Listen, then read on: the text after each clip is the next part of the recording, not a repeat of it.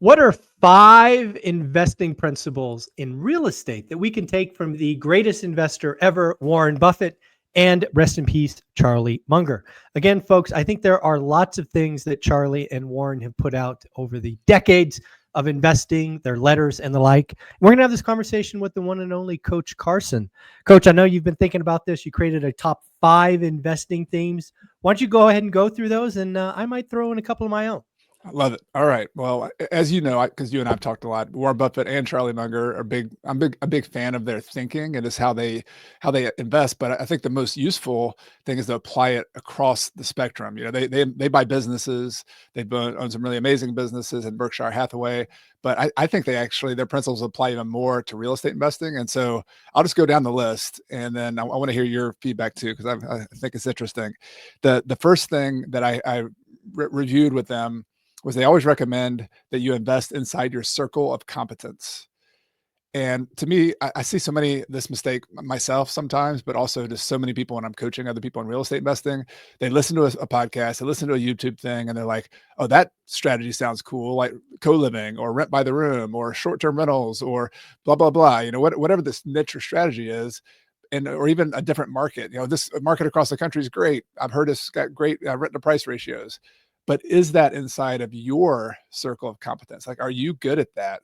Mhm. And I love the advice. Charlie Munger really talks about this a lot. He says there's no shortcut to making money. And the main thing the main hurdle you have to get over is knowledge. Like, you have to get good at something. You have to master some area of knowledge. And in real estate investing, that to me is understanding the market. You and I talk about, just doing the work, studying your market.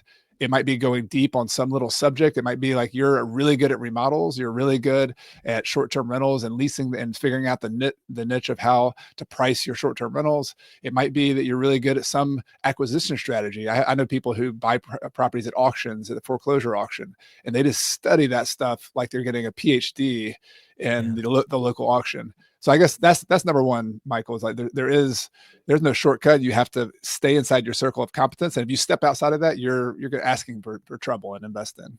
Yeah, no, I think this has to be number one. Sometimes you can look at it the other way and shiny objects. I mean, how many people have we talked to? Day one they want to do boring monthly rentals, and then they want to do STRs, and then they're doing ground up development, then they're doing syndications, and then.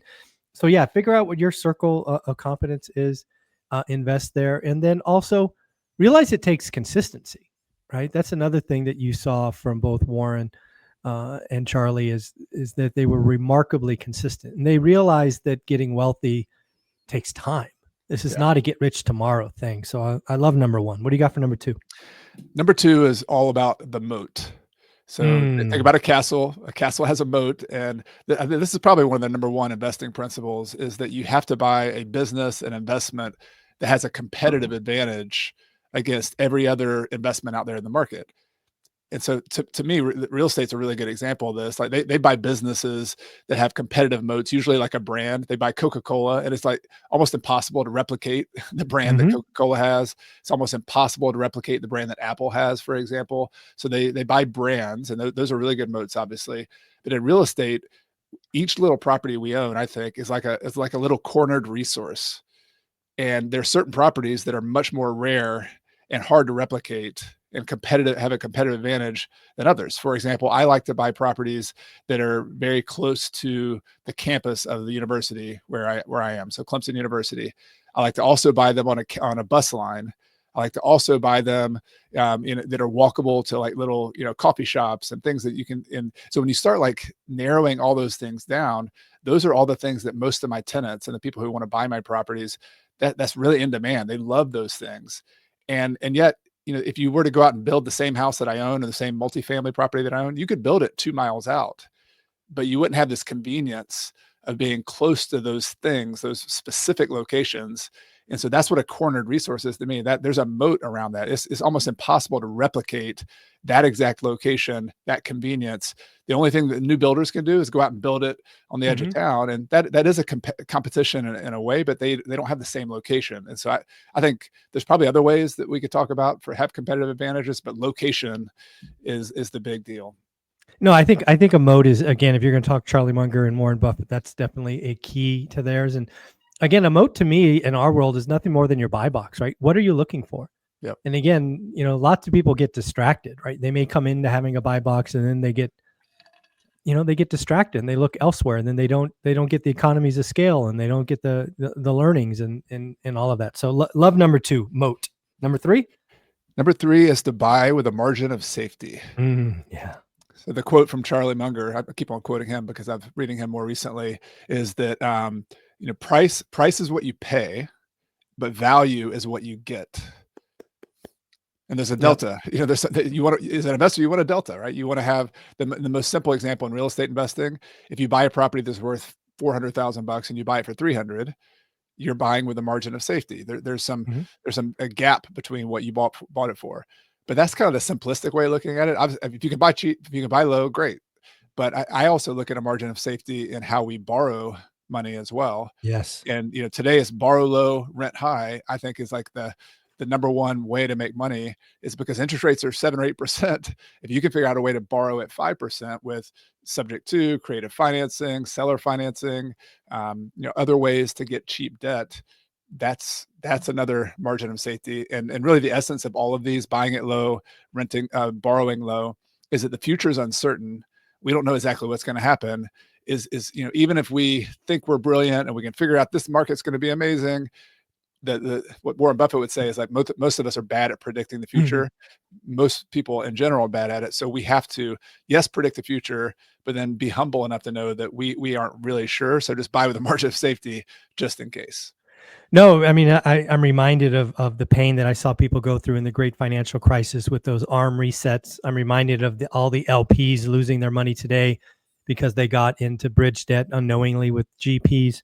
And yeah, you got to have margin of safety. And the ultimate margin of safety for one rental at a time in small and mighty is cash flow, right? If you set up the debt structure and you cash flow day one, the chances that that's going to go away are low. But you should really have a decent margin of safety and be able to hold for the long term. Wealth comes from holding for the long term. So love number 3.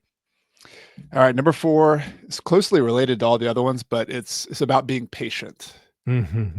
Yeah. And I love the story that they both told a lot. There's a old baseball player named Ted Williams, was a Hall of Famer. I think he was maybe still the only batter to ever hit over 400. Last guy to hit over 400. Last guy to hit over 400. But he had this whole book he wrote about the science of hitting, and he divided the strike zone into like 70 something little squares. And what he said is like, I have like 10 squares, like might be on inside on the down, that is my sweet spot for where I like to hit. There's like 60 something little squares that I don't want to hit. I don't like it. And what he would do is he'd sit there and he'd wait until like the ball went into one of his little sweet spots. And then if it didn't hit a sweet spot, he didn't swing the bat. Yeah. And Warren Buffett is this exact same way. He says like investing is like being in a home run derby, where in a home run derby in baseball, they can keep throwing balls at you until for as many as you need. You don't have to swing. Like you can sit there and watch every single pitch. And so we small and mighty investors are patient. That the successful ones, we wait for the right pitch. We probably look at dozens and dozens of properties until we find the one that is a fat pitch. But when we see the fat pitch, we swing hard and we put all our money into it and we go for it. Yeah, patience is a big one. I mean, you meet lots of different people trying to do this journey, and some folks just almost act like they have money burning a hole in their pocket. They got to rush it away. And I hear people say things like, "I know I'm going to lose money on the first deal, but it's price of admission." And all of these things that they tell themselves. No, the goal is not to lose money. Yeah. Right. The goal is to figure out what a good or great deal is, and do those. And again, we have to remind people. I remember there was I think it was a 9-month period where I was trying to buy, and I think I wrote 100 offers and got nothing. Right. You just keep going, right? The next offer and you get closer to the next yes. So again, you got to be patient. Don't be in a rush. Don't lose money on purpose. I mean, come on, guys. I think this was the hardest psychologically for a lot of us. There's something you said about the cash burning a hole in your pocket. There's a FOMO that people get, that like, I'm going to miss out on something. But the reality is, if you have cash in the bank and you have persistence, you will get a deal. And it's just a matter of time, right? Just a matter of time. Consistency wins every time. Yeah. Yeah. All right. Number 5. What do you got for number 5? All right, number 5 is it has to do with other people on your team, and the way they Mm. described it is, they could have everything else right. They could buy with a margin of safety, they could have a moat, they could be inside their circle of competence, but ultimately, as an investor, you depend on other people. Mm-hmm. And so you have to have competent and trustworthy people. And you have to have both of those, by the way. So there are people who are super competent. And if they're really, really competent, but they're not trustworthy, they will take your money like very fast, right? Like they're going to be really good at taking your money. But if they're trustworthy and not competent, they could be a nice person, but like you don't want to give them your money. A lot of people invest with the family or somebody they trust, but the family member is not the good real estate agent, right? They're not going to Mm-hmm. find you the good deals. That combination of competence and trustworthiness applies to your real estate agent if you're using them, applies to a property manager, applies to your contractors. And I don't know about you, Michael, but like the places I've gotten burned personally the most have been, in this area. And it's the places where I didn't listen to that. And I had a tenant or a contractor or somebody else who burned me. Yeah. But then on the other hand, the most pleasant experiences, the best experiences of my entire real estate investing journey are the amazing tenants that I've had and the amazing contractors and the amazing property managers. So this to me is like one of the undersold parts of the whole business. Yeah, I love that. I love that one. Yeah, this is one of the things that you learn very quickly in this business is real estate investing is a team sport. I mean, it just is. I did it wrong the first 3 to 5 years. I lived in my spreadsheet. I spoke to no one. You're not going to go very far, and you're going to make lots of mistakes. Once you get in other communities like yours and mine, you can learn from others, be inspired from others, get help from others. It's just so much easier and a lot more fun. Yeah. Right. Because otherwise it's just lonely. It's nice going through a jungle of building wealth and you have other people with you. Yep. So I love that. So I've got some for you because again, we kind of texted back and forth on this topic. The first one is a Charlie Munger quote that I love. And there's kind of a story to it, right? Warren Buffett and Charlie Munger, when they were alive, they did these Q&As at their yearly investor event.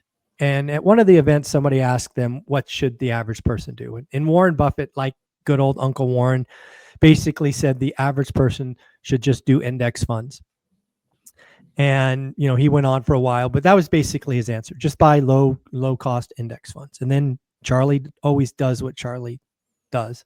And Charlie basically gets up and says, Warren is technically correct, but he's correct for a reason that you probably don't understand. And Charlie went on to say that basically the reason index funds are the right answer for most people is most people are lazy and stupid. So, Charlie's answer to the person is you should go figure out what you're investing in, put all your eggs in one basket and watch the effing basket. Right? Warren Buffett's talking diversification, protect yourself, low risk. And Charlie's like, well, hey, yeah, Warren's right for most people because they're lazy and stupid. But for me, I'm going to choose what I invest in and I'm just going to watch that. So I just love Charlie's bluntness and directness, very much my style. So that's the first thing I think about. Yeah, I love that one. In general, if you haven't watched some of the old, highlight reels of the annual meeting with Charlie Munger and Warren is like the one who gets all the attention, but Charlie Munger is like the color commentator. And sometimes he says nothing. He's just sitting there like, and the other times he has these zingers that you will never forget. So make that your homework to watch some videos of Charlie and Warren. Totally agree. Another one, Warren Buffett was asked one time, why does he give away all his investing advice for free? Why does he tell everybody how he does it? And his answer was, because nobody will do the work. Right? He basically tells people why he's the best at it. He reads 4 or 5 hours a day. He's been doing that for 50 years. Right? He buys all the principles that you talked about. Invest in the circle of competency, get a moat, buy with margin, be patient, invest in the team. Right? He gives everything away all the time. Yeah. And people don't do it because it takes time and it's hard. It's easy to understand intellectually, watching it, nodding your head. It's a lot harder to implement those things when you have to have the discipline to be patient, when you have to have like that.